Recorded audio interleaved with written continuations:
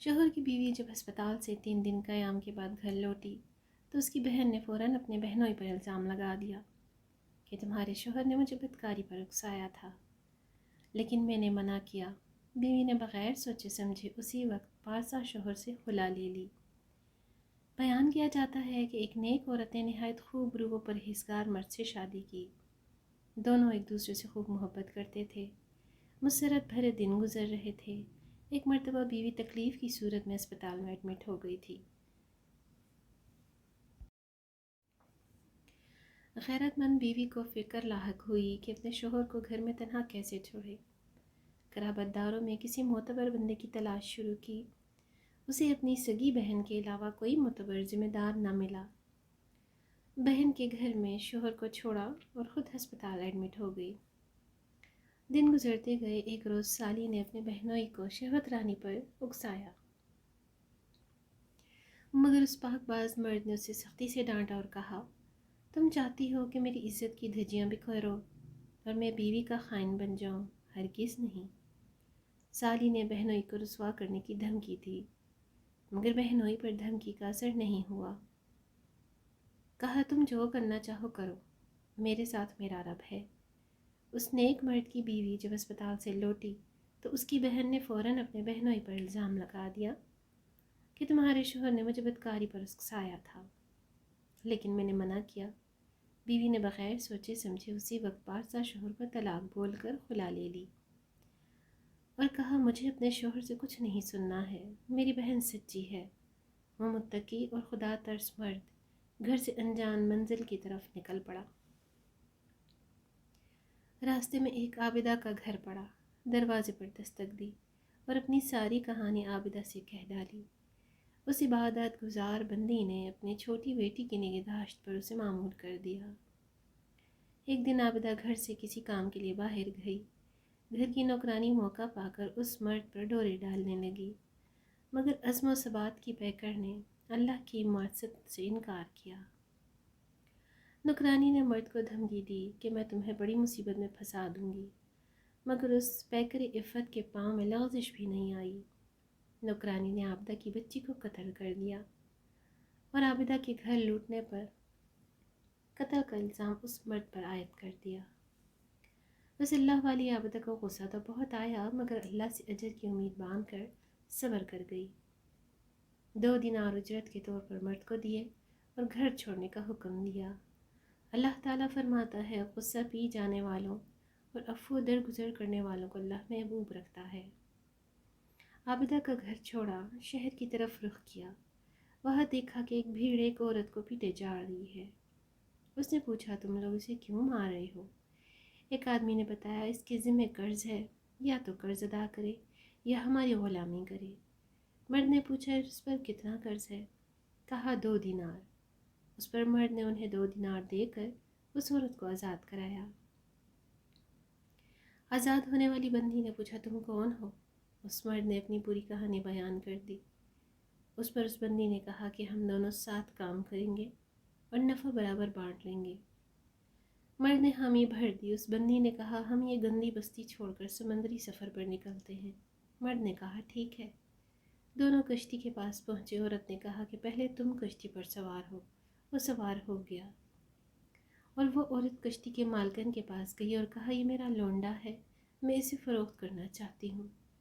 کشتی کی مالکن نے دل ہی دل میں کہا، یہ تو بڑا خوبرو مرد ہے۔ چنانچہ پیسے چکائے اور مرد کو اس کی لا علمی میں اسے خرید لیا۔ وہ عورت پیسہ لے کر بھاگ نکلی۔ کشتی روانہ ہوئی۔ مرد اس عورت کو ڈھونڈنے لگا مگر نہیں پایا۔ کشتی کے عملے نے اسے گھیر لیا اور اس سے چھیڑ چھاڑ کرنے لگی۔ ساری لوڑیاں اس مرد کے آس پاس ہو گئیں۔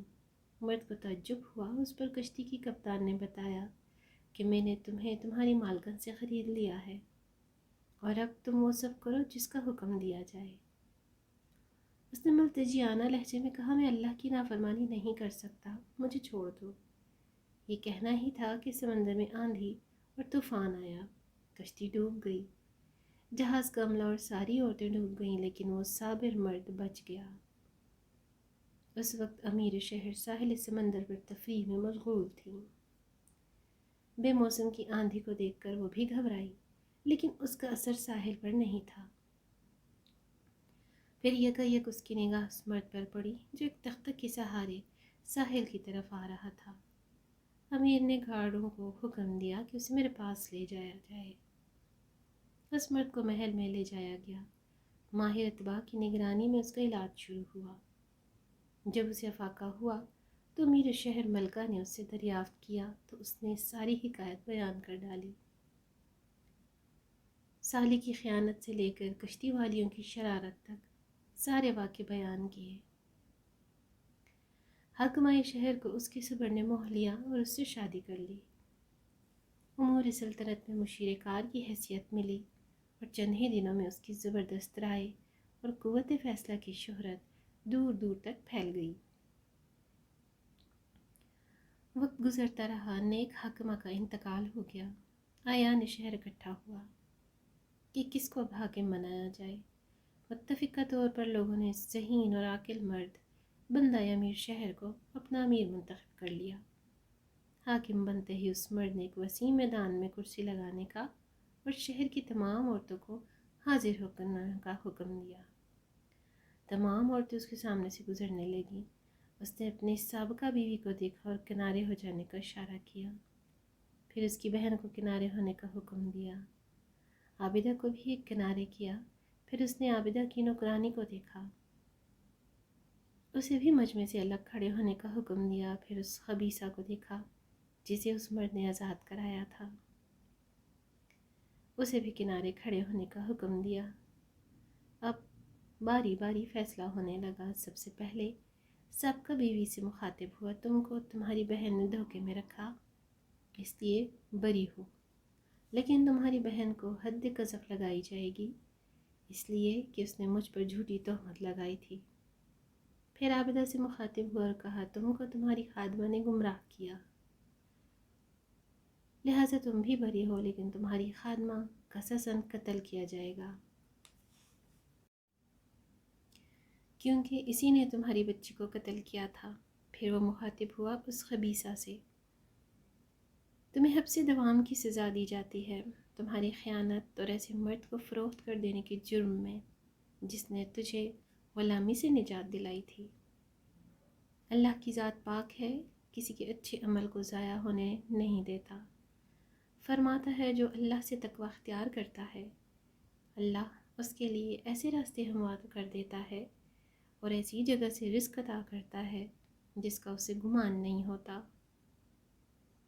دیکھا آپ نے کہ کس طرح اللہ تعالیٰ نے کرب و بلا میں گرفتار مرد کی مدد کی۔ تقوی مومن کا شعار ہے اور یہ شعار ہمیشہ باقی رہنا چاہیے، اس لیے کہ اللہ تعالیٰ تقوی ہی کی وجہ سے سخت حالات کو موافق و سازگار بنا دیتا ہے۔